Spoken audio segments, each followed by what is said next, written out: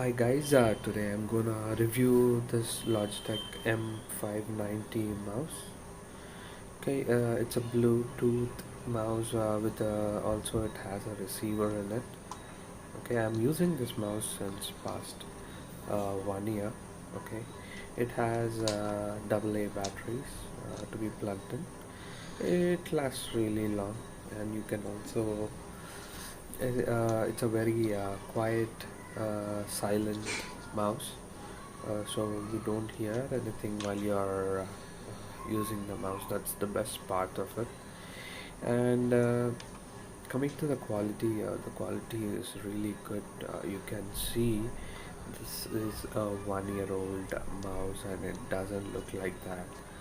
Okay, and also the Logitech branding is still on, so it's a good mouse to go with, guys. Don't go for cheaper ones.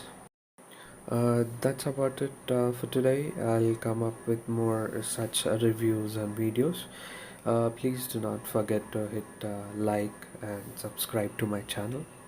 Have a good day, guys.